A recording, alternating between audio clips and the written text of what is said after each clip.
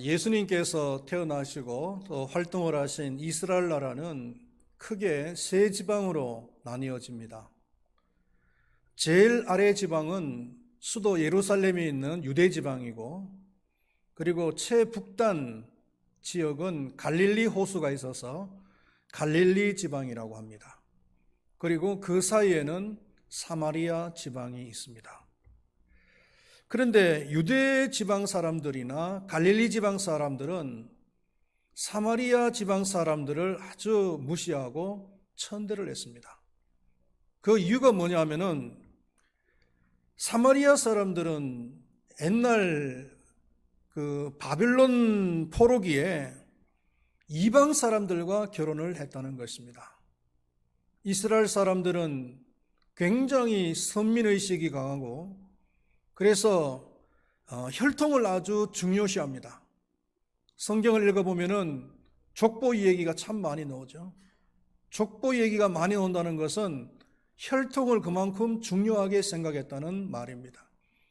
그래서 이방 사람들과 혼잡혼을 한 그 사마리아 사람들을 그들은 용납할 수가 없었던 것입니다. 그래서 여행을 할 때도 유다 사람들이 갈릴리로 여행을 할 때는 그냥 직선으로 올라가는 것이 아니라 우측으로 우회를 해서 빙 돌아서 갈릴리로 가고, 갈릴리 사람들이 유다 지방으로 올 때도 마찬가지로 이렇게 돌아옵니다. 그 이스라엘 나라의 최우측에는 요단강이 있었습니다. 그 요단강을 건너서 우측으로 갔다가 다시 요단강을 건너서 갈릴리로 가고, 갈릴리에서도 마찬가지로 요단강을 건너서 남쪽으로 쭉 내려와서 다시 요단강을 건너서 유다 지방으로 들어왔던 것입니다. 여리고라는 도시가 있는데, 이 여리고라고 하는 도시는 그 요단강의 그 남쪽 지역에 위치해 있는 도시입니다. 예루살렘에서 우측으로 한 10km 정도 떨어져 있는 도시인데, 갈릴리 사람이 요단강을 건너서 예루살렘으로 가기 위해서는 반드시 이 여리고를 거쳤어야만 했습니다. 그래서 이 여리고는 예루살렘의 관문 역할을 하기도 했습니다. 예수님께서 지금 예루살렘으로 가는 길인데 바로 이 경로를 통해서 예루살렘으로 올라가신 겁니다. 예수님의 일행이 여리고에 도착을 했을 때에 맹인 두 사람을 만나게 됩니다. 두 사람 중에 한 사람의 이름은 바디메오라고 마가복음의 저자인 마가가 증거를 전하고 있습니다. 바디메오라고 하는 말은 디메오의 아들이다. 히브리어로 바는 아들이라는 뜻입니다. 그래서 디메오의 아들이다 라는 이런 뜻입니다. 이스라엘 나라는 두 가지의 기후의 영향을 많이 받았는데요. 좌측으로는 그 지중해가 있잖아요. 그래서 해양성 기후를 영향받았고, 우측으로는 그 사막지대잖아요. 중동 사막지대니까 그 사막성 기후의 영향을 많이 받았습니다. 그러다 보니까 아주 온도가 높고, 그리고 강렬한 햇빛을 많이 받았습니다. 온도가 높고 강렬한 햇빛을 받으면은 염려스러운 것이 두 가지가 있습니다. 그게 뭐냐면은 머리털이 상하고, 그 다음에 시력이 손상을 입을 수가 있다는 거예요. 그래서 지금은 미국 애틀랜타에서 교수 생활을 하고 있는 친구가 있습니다. 그 친구가 이스라엘 나라에 가서 10년 동안 성서지리학을 공부했는데, 성서지리학이니까 현장 답사를 많이 가야 되잖아요. 그러니까 야외에서 노출이 많이 되는 겁니다. 이 친구가 한동안 공부를 하고 한국에 잠깐 들어와서 만났는데 저한테 그런 이야기를 해요. 임 목사님, 제 머리를 좀 보십시오. 머리를 보니까 머리가 듬성듬성 그래요. 왜 그러냐 그랬더니 이스라엘 나라는 이 햇빛이 너무 강해가지고 웬만해가지고는 저는 괜찮았는데 머리가 지금 빠지고 있다는 거예요. 그래서 성경에 보면은 대머리 얘기도 나옵니다. 누구 얘기일까요? 엘리사 선지자가 대머리였습니다. 그리고 맹인 얘기가 자주 나옵니다.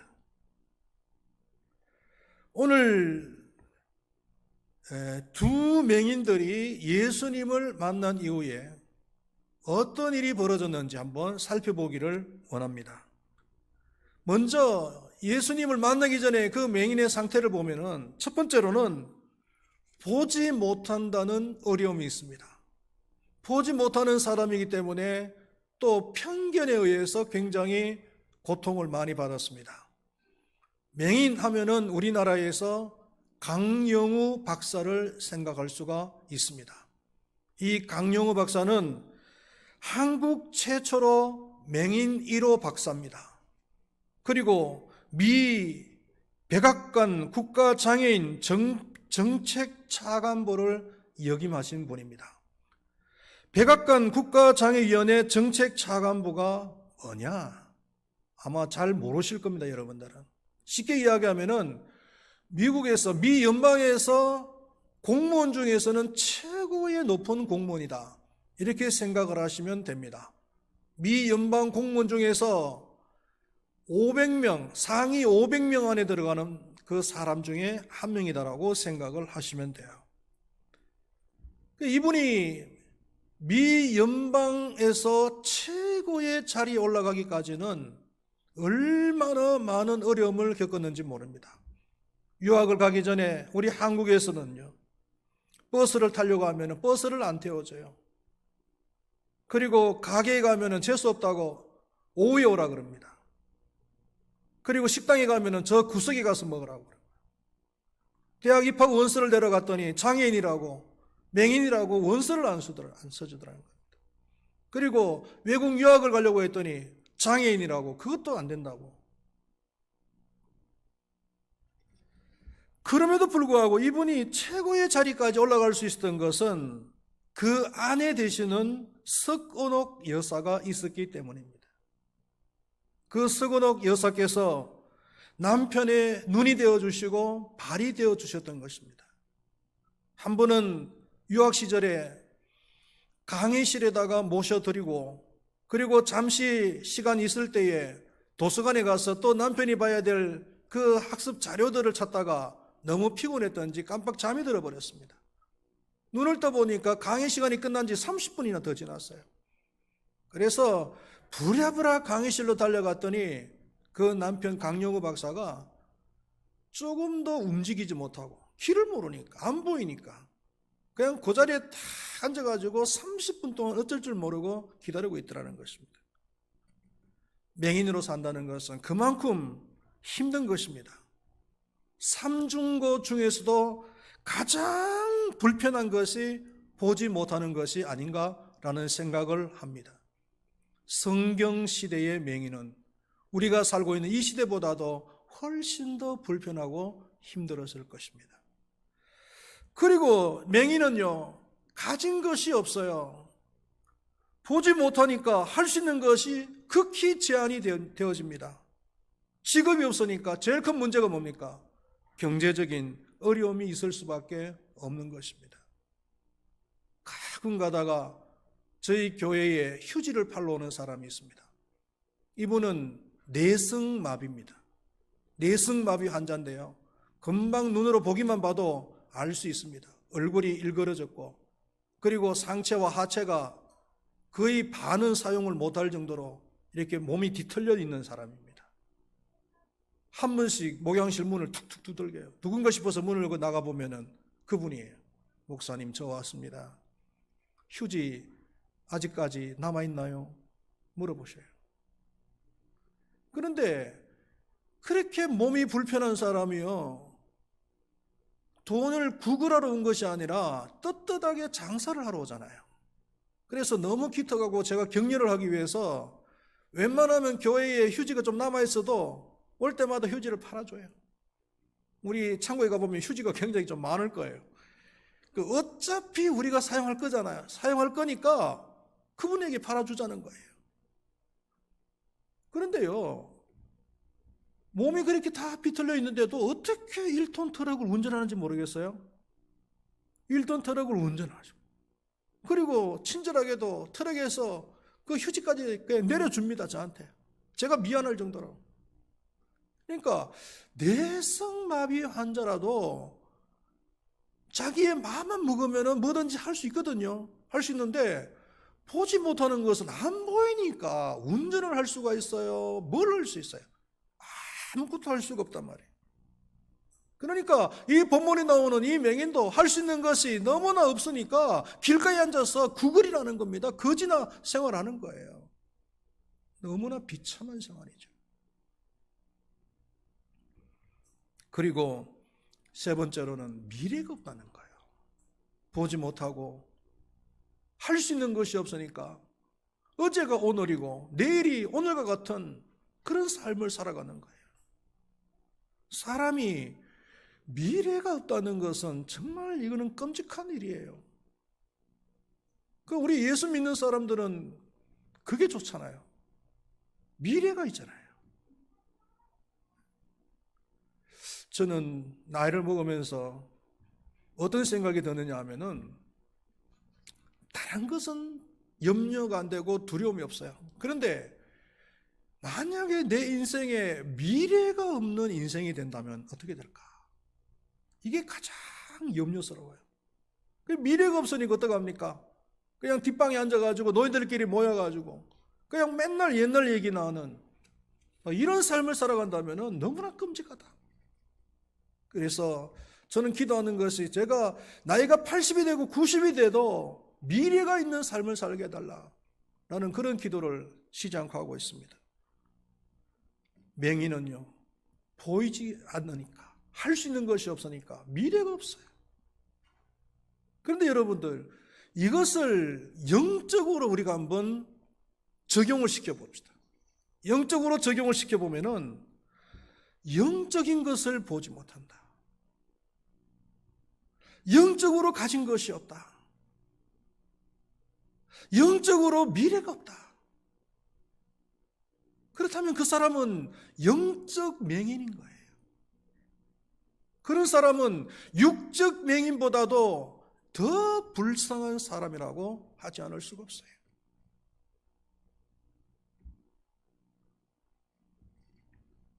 자, 예수님께 구한 이런 비참한 삶 속에서 예수님께 구한 그 맹인의 모습을 보겠습니다.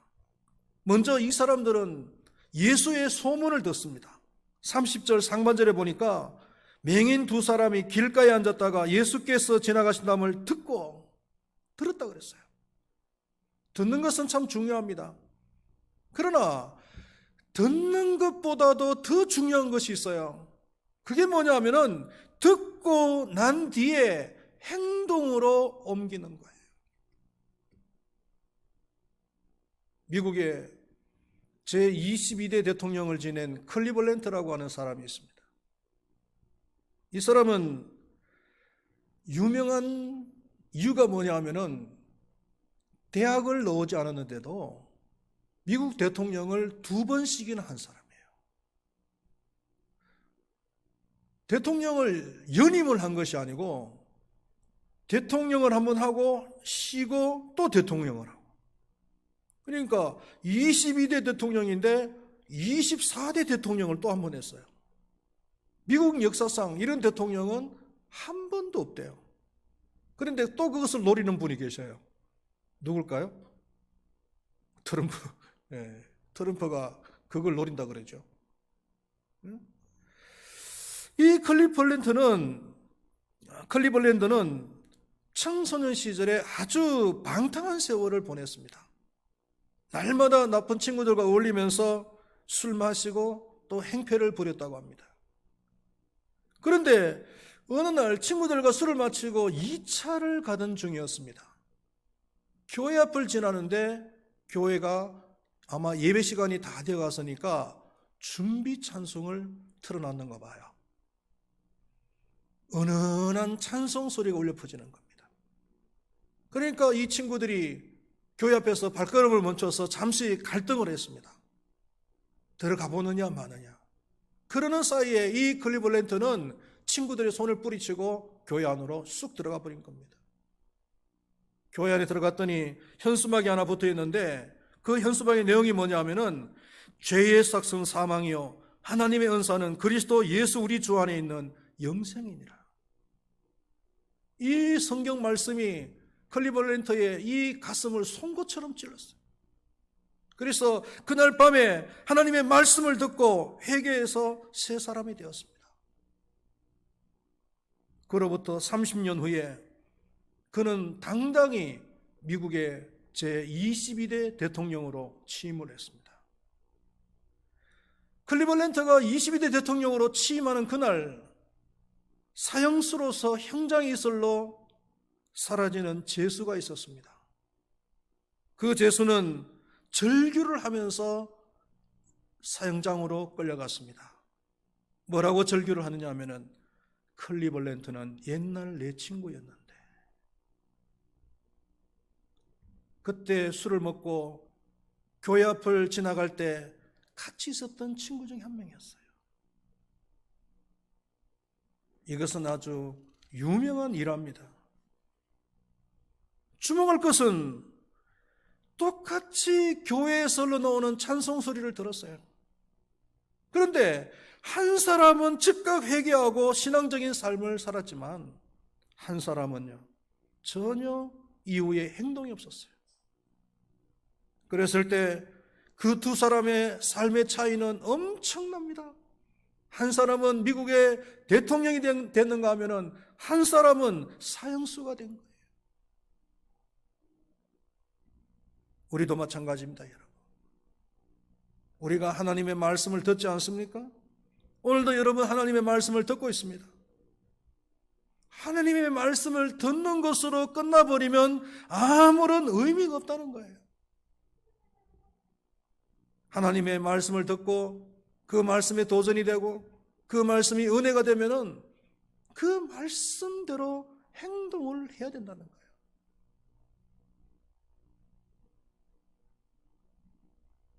성경 마태복음 13장에 보면은 그 씨 뿌리는 비유가 나오지 않습니까? 그 씨 뿌리는 비유에는 4가지 밭이 나옵니다. 길가밭이 나오고 돌짝밭이 나오고 가시밭이 나오고 그 다음에 좋은 밭이 나옵니다. 씨를 뿌리워졌다는 것은 말씀을 들었다는 얘기예요. 4가지의 그 밭이 하나님의 말씀을 들은 거예요. 그런데 길가밭은요 전혀 반응을 안 했어요. 그러나 가시밭과 돌짝밭은 반응을 했습니다. 행동으로 옮겼습니다. 그러나 어려움이 오니까 금방 그 행동을 멈춰버렸어요. 그러나 좋은 밭은요 하나님의 말씀을 듣고 그대로 행동을 옮겼더니 30배, 60배, 100배의 결실을 거두더라. 할렐루야, 할렐루야. 행동으로 옮기는 자만이 의미가 있는 것이지 전혀 행동을 옮기지 않는다든지 아니면은 행동으로 옮기긴 옮겼는데 어려움이 있어서 중간에 포기를 해버린다든지 이런 사람들은 듣는 것이 아무런 의미가 없다는 거예요. 기도합시다. 나는 그 하나님의 말씀을 들었어요. 마음에 도전이 되었어요. 그러면 기도해야죠. 전도합시다. 마음에 도전이 되었어요. 그러면 전도해야죠. 말씀만 듣는 것이 뭐가 그렇게 크게 의미가 있겠냐 말이에요. 오늘 이 맹인들은요 예수님이 지나간다는 소리를 들었어요. 듣는 것으로 끝나지 않았어요. 그 다음에 행동으로 옮깁니다. 어떻게 행동으로 옮기냐면은 소리를 지릅니다. 주여 우리를 불쌍히 여기소서 라고 소리를 질렀어요. 사람들이 시끄럽다고 이 맹인들을 윽박질렀습니다. 그랬더니 이 맹인들은 더욱더 소리를 높여서 부르짖었다고 그랬습니다. 왜 소리를 높여서 부르짖었을까요? 아마 마음속에 갈급함이 있었겠죠. 그러나 그 갈급함보다 더 중요한 것은 뭐냐면은 기회를 놓칠 수가 없다는 거예요. 말로만 듣던 그 다윗의 자손 예수 그리스도께서 손만 얹어도 죽은 자가 살아나고 병든 자들이 치유되어지고 안전병이가 일어난다고 하는 그 예수 그리스도께서 지금 내 앞을 지나가신다는 거예요. 그 기회를 놓칠 수가 없어요. 성경이 뭐라고 합니까? 이사야서 55장 6절 말씀에 보면은 너희는 여호와를 만날 만한 때에 찾으라. 가까이 계실 때에 그를 부르라. 이렇게 말씀을 하고 있잖아요. 인생의 성공 여부는요, 그겁니다. 주어진 기회를 잘 활용을 했느냐, 아니면은 그 기회를 놓쳐버렸느냐. 주어진 기회를 잘 활용한 사람은 성공적인 인생을 살아가는 것이고, 주어진 기회를 놓쳐버린 사람은 그렇지 못한 삶을 살아갈 수밖에 없는 거예요. 운동 경기도 마찬가지 아니겠어요, 여러분? 야구를 하는데 1회에서 9회까지 기회가 몇 번은 주어진다 그래요. 최소한 3번은 주어진다 그래요. 그래서 그 기회들을 잘 타서 점수를 뽑으면은 그 야구 경기에서 이기는 거고, 그 기회를 놓쳐버리면은 그 경기에서 지는 거예요. 축구도 마찬가지 아니겠어요? 축구도 전후반 90분을 뛰는데 기회가 여러 차례 옵니다. 주어진 그 기회를 잘 살리는 팀은 이기는 것이고, 기회를 놓쳐버리면 지는 거예요. 며칠 전에 우리나라하고 이라크가 월드컵 최종 예선을 했죠. 비겼어요. 이겨야 되는 경기인데 비겼어요. 왜 비겼느냐? 많은 사람들이 이 얘기를 합니다. 제가 볼 때는 전반전에 그 이재성이라고 하는 선수가 골을 넣을 수 있는 절호의 기회가 있었어요. 골문 앞에서 발만 갖다 대면 들어갈 수 있는 건데, 어떻게 찼는지 그냥 발을 그냥 탁 찼는데 골대 맞고 그냥 나가버리는 거예요. 그걸 놓치고 나니까요, 이라크가 뭐 비기기 작전을 놓는 거예요. 침대 축구를 하는 거예요. 주어진 절대적인, 그러니까 전반전 일찍이 한 골을 넣었어야 그 상대방에도 그 골을 만회하기 위해서 막 달려드는데, 그래야 또 이쪽에서 역습을 해가지고 골을 넣을 수 있는데, 그냥 뭐 비기기 작전으로 놓는 거예요. 기회를 놓쳐버린 거예요. 신앙생활도 마찬가지입니다, 여러분. 하나님께서 우리에게 기회를 주십니다.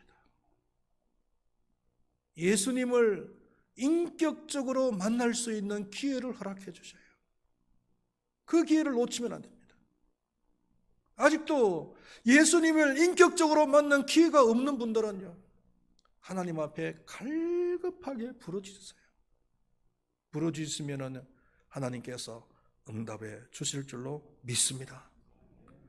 자, 그 결과입니다. 결과, 응답하신 예수님이십니다.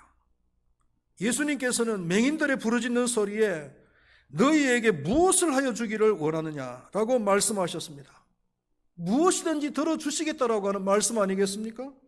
그러자 맹인들은 눈을 뜨기를 원하나이다 라고 구했습니다. 그러자 예수님께서는 즉시 그들의 눈을 만져서 고쳐주셨습니다. 할렐루야. 맹인들이 구한 것은 자신들의 인생에 있어서 가장 근원적인 거예요. 돈을 구한 것이 아닙니다. 예수님, 지금 저희들이 배가 너무 고파요. 먹을 것을 좀 주세요. 이 돌덩이를 떡덩이로 만들어 주세요. 이걸 구한 것이 아니었어요. 인생의 가장 근원적인 눈만 뜨게 해달라는 거예요. 눈만 뜨면은 음식 문제, 돈 문제 다 해결되는 거 아니겠습니까? 여러분들에게 있어서 가장 인생의 근원적인 문제는 뭡니까, 여러분? 돈입니까? 성공하는 거예요? 예수님을 만나는 거예요? 하나님과의 관계입니까, 여러분? 인생의 가장 근원적인 문제를 하나님 앞에 구하시기를 바라겠습니다. 들으시는 하나님이십니다. 응답하시는 하나님이십니다. 해결해 주시는 하나님이십니다. 믿으시기를 바라겠습니다. 고침을 받은 맹인들은 그냥 집으로 돌아가지 않았습니다.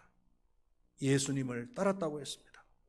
지금까지 그들의 삶은 자신들의 그 당면 과제를 해결하는데 중점적으로 살았습니다마는, 그러나 이제부터는 예수님을 따르는 삶을 살기로 결정을 한 거예요.